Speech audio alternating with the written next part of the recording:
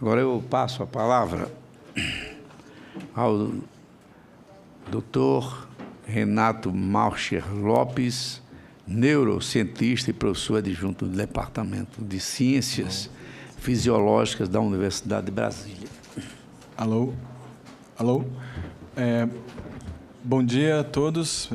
É uma honra ter sido convidado, ter a oportunidade de trocar ideias aqui, conhecer pessoalmente pessoas que eu admiro muito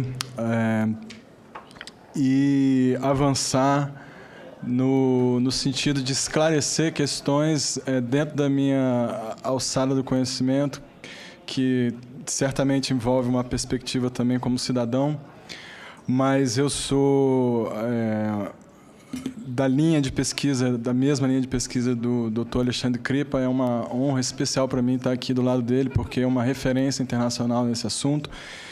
E vai ser especialmente interessante poder refutar as coisas que ele falou aqui e mostrar que o problema, um dos grandes problemas da proibição e da estigmatização que é necessária para mantê-la politicamente, foi criar uma tendência de interpretação de resultados na ciência que mais ou menos corrobora a essência do que o Dr. Crippa falou, de que existe uma influência grande, eu não diria de uma visão ideológica, mas de um contexto onde o foco sobre a questão da maconha concentra-se em prestar uma certa sintonia a esse medo de que a maconha faça mal, que é um medo real, mas que não pode seduzir a gente a ponto de desviar o nosso olhar de determinados detalhes da pesquisa, que podem ser interpretadas de maneira diferente, mas que, em geral, acabam caindo no que é o menos agressivo para a expectativa que as pessoas têm, sobretudo porque as acusações que pesam sobre o uso da maconha são graves e as pessoas responsáveis, como o Dr. Crippa, estão preocupadas em não errar e guiar as pessoas pelo caminho errado, como é o meu caso também. Então, eu trouxe um resumo muito curto sobre a essência do que eu acho importante falar, e no final desse resumo eu falo um pouco rapidamente sobre as questões que tangem a parte que eu vou contestar um pouco a interpretação do Dr. Crippa, e eu espero que eu tenha bastante tempo para desenvolver isso, até porque eu não trouxe slides, mas eu trouxe algumas referências aqui comigo que vão me ajudar. Então, eu vou fazer uma leitura um pouco rápida para adiantar então, a essência do que eu vou falar, e depois eu vou entrar em detalhes dessa reinterpretação, dessa discussão sobre a interpretação da ciência. Bom, todos nós sabemos que existe uma certa disparidade entre o senso comum de que as drogas proibidas são necessariamente as que fazem mais mal. Mas essa discussão ela realmente não é uma discussão tão relevante, porque o fato é que a pior droga é aquela com a qual a pessoa tem problemas, a despeito de a droga ser considerada proscrita ou não. Mas é importante levar em conta que a maioria das pessoas que usam drogas não tem problemas de abuso. E aquelas que têm problemas causados pelo abuso precisam de ajuda e, obviamente, não de punição. Em geral, é importante ressaltar que as pessoas que desenvolvem dependência problemática são pessoas que possuem um histórico de vida sofrido, privada de estrutura familiar e oportunidades, ou são pessoas que sofrem de problemas psiconeuropsiquiátricos subjacentes que encontram na droga, então, uma situação que complica o seu quadro, mas que, na verdade, diferencia ela dos outros usuários, que tornam elas mais propensas a ter esse uso complicador. Nessas pessoas, a criminalização do uso simplesmente não inibe o uso, porque essas pessoas, já que elas fazem para aliviar sofrimentos mentais e físicos intensos, imediatos e constantes, não faz diferença criminalizá-las. Porque quando você vê um cara na rua, na miséria, fumando crack ali, o crack não foi a causa da miséria dele. O crack é um anestésico existencial de dores psíquicas e dores físicas. Todas as drogas que causam dependência e abuso são substâncias que aliviam dores físicas e psíquicas, certo? Então, o crack não é a causa da desgraça daquela pessoa. Ele é um remédio mal usado por aquela pessoa, um remédio que tem uma série de efeitos colaterais, mas não é a causa. Então, o que a gente tem que entender é que aquela pessoa acorda num pesadelo, certo? Quando ela está dormindo, a vida dela é muito melhor do que quando ela acorda. Então, quando ela acorda num pesadelo, a droga é o que ela encontra para aliviar o seu sofrimento. Então, não adianta você criminalizar essa pessoa, certo? Não é isso que vai mudar a situação dela. Então, criminalizá-las amplia esses sofrimentos porque vai estigmatizá-las, por prejudicar a sua autoestima, o que, por conseguinte, amplia a sensação de exclusão, rejeição social e revolta, que são sensações que, obviamente, favorecem a manutenção do abuso da droga e não inibem. Além disso, criminalizar afasta as pessoas do tratamento. Em relação especificamente à maconha, eu vou aqui falar de uma forma sucinta, depois vou pormenorizar em função do que o Dr. Kripa detalhou, mas interpretando de uma forma bem diferente da dele. Em relação especificamente à maconha, os problemas em geral estão associados, sobretudo, à composição da planta, à idade de quem usa e à condição neuropsicológica da pessoa que usa. O excesso de THC e a baixa concentração de canabidiol podem levar a estados de ansiedade e paranoia em qualquer pessoa. Na grande maioria das pessoas, esses efeitos são passageiros e sem maiores consequências. Entretanto, entre adolescentes que possuem histórico familiar de esquizofrenia ou que estejam na fase inicial da doença, quando ela ainda não é diagnosticada, mas já existem sintomas que podem levar a pessoa a usar a droga, esse estado de ansiedade exacerbada causado pelo excesso de THC pode desencadear o surto, e pode ser o primeiro surto da pessoa. Mas é errado dizer que a maconha causa esquizofrenia. Essa possibilidade de desencadear o surto é um problema sério sobre o qual nós temos que atuar, não podemos ignorá-lo, isso é óbvio. Mas as pessoas das quais a gente está falando são pessoas que fazem parte de um grupo de risco. Existe um artigo que eu vou citar aqui daqui a pouco, que foi publicado este ano, de Harvard, que mostra que a associação do uso de maconha com esquizofrenia tem a ver apenas com pessoas que têm histórico de esquizofrenia na família. Não é uma coisa causada pela maconha. É uma tendência que a própria esquizofrenia leva ao uso da maconha, porque a maconha, dependendo da concentração de canabidiol, ela pode aliviar a ansiedade. E, portanto, pessoas na fase prodrômica da doença, que têm ansiedade, podem gostar de usar maconha por causa disso. Então, é comum, é esperável que pessoas que tenham ansiedade usem maconha e sentam alívio de ansiedade, tendam a continuar a usar e fazer até um uso pesado. Quando isso acontece nesses adolescentes, isso é um problema. É uma automedicação feita de uma forma inapropriada, porque complica a situação deles. Agora, esse é um universo de pessoas que corresponde, mais ou menos, ao máximo que a gente pode esperar de incidência de esquizofrenia no mundo, que é em torno de 1%. Certo? Não é que mereçam menos atenção, mas mereçam uma atenção focada. Então, do ponto de vista da saúde pública, o ideal, portanto, tendo uma perspectiva bastante objetiva e não ideológica, como falou o Dr. Kripa, é que as pessoas adultas saibam o conteúdo de canabinoides do que estão consumindo e que haja um teto máximo para a proporção de THC. E que as vendas sejam impedidas para adolescentes, a não ser no caso do uso médico de seus derivados, quando haja a recomendação e o acompanhamento do médico. Então, eu quero aqui colocar uma outra coisa, que, para mim, foi... a fala do Dr. Kripa foi um exemplo muito bom de um dos grandes impactos da proibição, que é o prejuízo sobre a ciência, sobre a subjetividade a qual todos nós, cientistas, estamos sujeitos. Certo? Nós vivemos num contexto social, nós ouvimos coisas dos nossos pais, da nossa família, da sociedade, que influenciam a nossa formação moral, nossas preocupações com o bem-estar das pessoas, da mesma forma que qualquer pessoa. Não é porque nós somos cientistas que o nosso cérebro passa a funcionar como um computador. Então, é importante importante no meio acadêmico, nós temos consciência disso, nós temos consciência que os dados podem ser interpretados de formas diferentes, e é por isso que existe uma ampla discussão sempre em torno da interpretação dos dados. Já quase entrando na questão com o Dr. Kripa, eu quero colocar aqui uma coisa que vai, eu acredito, espantar todos vocês da mesma forma que me espantou e me comoveu também.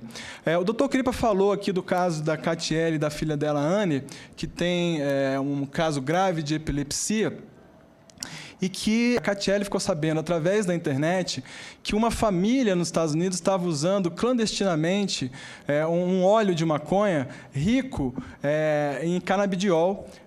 Ainda que tenha os outros componentes, ele era especialmente rico em canabidiol, com pouca concentração de THC, e ela viu que esse uso clandestino surtiu efeito nesse caso, e ela resolveu, então, após um tempo, com os vários estados americanos regulamentando o uso médico, surgiu um comércio regular dessas substâncias, e ela conseguiu trazer ilegalmente para o país, experimentou e deu certo.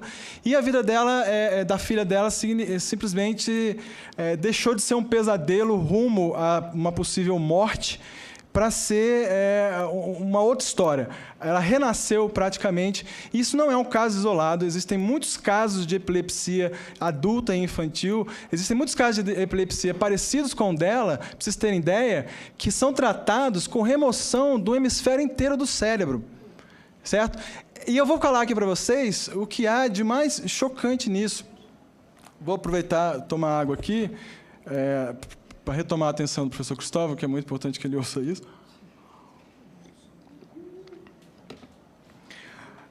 O primeiro artigo científico do mundo ocidental, formal, relatando os efeitos medicinais da maconha, foi escrito por um médico irlandês que estava fazendo serviço na Índia, na época que a Inglaterra estava colonizando a Índia. O nome dele é um nome esquisito, eu não sei pronunciar direito até hoje, mas é William Brooke O'Shaughnessy. Esse artigo, ele data, gente, presta atenção, de 1843. Exatamente 4 de fevereiro de 1843, ele publicou um artigo descrevendo os usos de tintura de cannabis índica. Ele fez um extrato alcoólico de cannabis índica, e um dos casos que ele relata em 1843 é de uma menina recém-nascida que estava padecendo a ponto de quase estar morrendo de convulsões intratáveis. Eles tentavam usar opioides e outras coisas na época e nada dava certo. E ele usou tintura de cannabis índica e e interrompeu essa série de epilepsia. Gente, para pensar nisso. Em 1843 já se conhecia algo que poderia ter salvo tantas e tantas vidas, poderia ter evitado tanto sofrimento, e não o fez por causa da proibição. Esse surgimento de toda essa questão em torno do uso para epilepsia fez com que algumas mães participassem da Marcha da Maconha no Rio de Janeiro, e uma dessas mães falou o seguinte no Globo, e declarou, saiu na declaração pessoal dela, que algumas pessoas dizem que o movimento pela legalização, pela regulamentação da maconha está abusando desses casos. Ela falou, não, nós é que estamos agradecendo a eles por expor essa aberração. Porque foi a proibição que impediu o desenvolvimento da ciência em torno do uso da maconha desde então, e não há nada que justifique uma guerra para impedir que se administre uma questão que pode ser administrada de forma racional e não ideológica, não pela ideologia da guerra. Eu vou agora detalhar sobre as coisas que o Dr. Kripa falou, para mostrar o exemplo muito interessante de como o contexto influencia na interpretação das coisas, certo? Nós somos cientistas, não somos robôs. O artigo que ele falou, que fala sobre a relação da maconha com a esquizofrenia, ele falou que aumenta 370 vezes a chance da relação da maconha com a esquizofrenia. Eu queria esclarecer exatamente do que ele está falando, que vocês vão ver que a coisa pode ser vista de uma forma muito diferente. Esse artigo ele mostrou o seguinte, que se você pegar e olhar o histórico de pessoas certo? Que usaram maconha aos 15 anos e for ver lá o grupo dessas pessoas que usaram maconha aos 15 anos, que desenvolveram esquizofrenia, e comparar com o grupo de pessoas que nunca usaram maconha e ver o número delas que desenvolveram esquizofrenia, você vai ver que, dentre as pessoas que usaram maconha com 15 anos, na idade adulta, 12% foram diagnosticadas como esquizofrênicas. Dentre as que não usaram, apenas 3,5% foram diagnosticadas como esquizofrênicas. Ele falou de um jeito que parece que se conclui diretamente que há causalidade. Mas não há causalidade, há correlação. Eu vou falar uma coisa para vocês que é muito clara da influência do contexto estigmatizado sobre a interpretação de correlação na pesquisa de cannabis sativa. Correlação não indica causalidade. Um exemplo disso é que existe um estudo que mostra correlação estatisticamente comprovada de que em países onde se consome mais chocolate per capita, são os países que têm mais prêmio Nobel per capita. Ninguém aqui acha que chocolate causa ganho de prêmio Nobel, certo? Existe uma correlação, mas não existe uma causalidade. Então, o resultado do trabalho que o Dr. Kripa expôs, na verdade, ele apresenta duas hipóteses. A primeira hipótese de que a maconha pode causar esquizofrenia quando as pessoas usam ela aos 15 anos. A segunda hipótese é que pessoas que têm tendência à esquizofrenia podem ter mais chance de gostar de usar maconha e aderir ao seu uso a partir dos 15 anos. O interessante é que o próprio artigo que ele citou tem uma análise que é a seguinte: essas pessoas também tinham uma detecção dos seus quadros de saúde mental aos 11 anos de idade. O mesmo artigo que ele mostrou. Quando eles pegam e tiram do grupo das pessoas que usaram maconha aos 15 anos, aquelas que já tinham problemas psiquiátricos aos 11, a diferença deixa de ser significativa. Ou seja, isso implica que a hipótese de causalidade está sendo enfrentada por uma outra hipótese, a hipótese de comorbidade. Ou seja, que as pessoas que têm algum problema que antecede o diagnóstico de esquizofrenia pode levá-las a usar maconha. Esse conceito foi comprovado pelo seguinte, porque a interpretação que ele deu gerou a hipótese de que, se aumentar o número de uso de maconha numa população, iria aumentar o número de esquizofrênicos. Isso é a hipótese que deriva da conclusão dele. E o engraçado é que essa hipótese foi testada várias vezes. Um dos artigos, eu trouxe aqui para mostrar, é feito pela Schizophrenic Research, em 2009. Eles verificaram um aumento muito grande de uso de maconha entre a década de 70 e a década de 90. E aí eles foram estudar se o que o Dr. Kripa postulou é verdade ou não, ou seja, se esse aumento causava um aumento na quantidade de esquizofrenia. E a conclusão é a seguinte, eu vou ler em inglês para depois traduzir, né? In conclusion, this study did not find any evidence of increasing schizophrenia or psychosis in the general population from 1996 to 2005. Ou seja, a despeito de um aumento no uso de maconha, não houve aumento. Todo mundo teve mais tempo, né? Esse sinal é para eu parar de falar? Não? Ah, tá, desculpa. Bom, todo mundo teve mais tempo. Teve um tempo bastante razoável. Não, tudo bem. Só falta um orador. Tá, eu estou acabando, então. Depois o Dr. Kripa quer responder. Claro. Então, esse mesmo artigo que eu estou citando, ele cita outros artigos que corroboram essa hipótese, ou seja, outros lugares onde houve aumento do uso da maconha, mas não houve aumento de incidência de esquizofrenia. Mas tem um caso interessante, que foi em Zurique. Nesse caso, se verificou que havia, antes da década de 70, havia uma tendência de queda nos diagnósticos de psicose na cidade de Zurique, que fica na Suíça.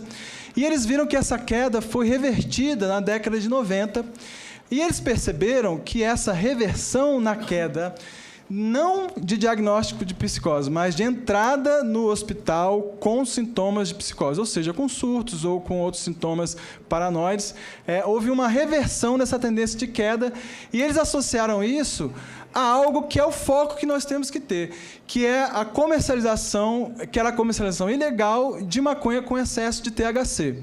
Então, a maneira realmente não ideológica, realmente objetiva, preocupada com a questão da saúde pública em relação à possibilidade de antecipar um evento psicótico em pessoas que tenham tendência à psicose, é controlar a quantidade de canabinoides para que os adultos conheçam o que estão consumindo, para que o Estado impeça o excesso de THC. Se vocês forem no mercado e procurar, acho que ninguém vai achar uma bebida alcoólica com 50% de álcool, certo? E é importante que os adolescentes não usem, certo? Eu queria dizer sobre mais duas coisas com relação ao QI. Eu li o artigo que o doutor Cripa... Está finalizado, né, professor? É? Já estamos... Eu falei tanto assim? Adiantados. Eu acho que o pessoal falou mais do que eu, hein? Posso só concluir? É que em relação... No debate, você já vai ter toda a oportunidade de falar. Mais 2 minutos para você. Tudo bem, então concluir. 2 minutos. Em relação ao QI, é importante dizer que as pessoas que estão em fase de desenvolvimento não devem usar maconha, a não ser que haja uma relação custo-benefício num contexto controlado de uso médico, que é diferente do abuso em desenvolvimento, certo? Agora, a gente tem que ter a medida certa da verdade, para tomar os caminhos corretos. O Dr. Cripa citou um artigo que ganhou manchetes aí, dizendo que o uso de maconha diminuía o QI em 8 pontos, certo? Esse artigo ele foi refutado na própria Proceedings of the National Academy of Science, que é o jornal que o publicou, porque eles verificaram que essa diferença de 8 pontos, na verdade, se deviam a fatores socioeconômicos. O que é o QI? O QI não é o modelo do chip do nosso cérebro. O QI é um teste de desempenho intelectual.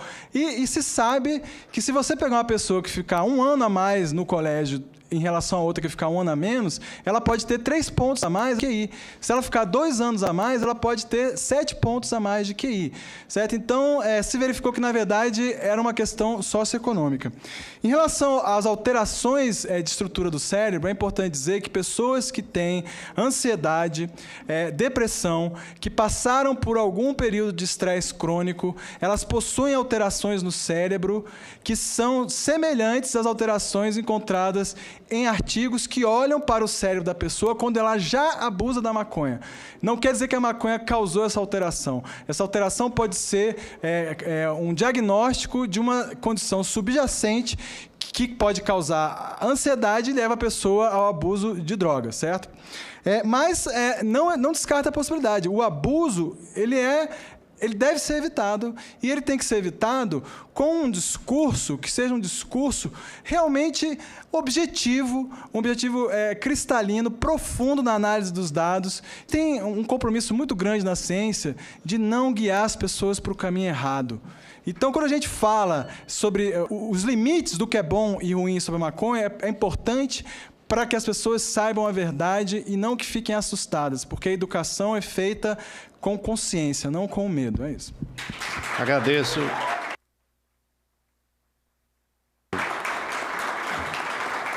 Dr. Renato Malcher Lopes, neurocientista e professor adjunto da Universidade de Brasília.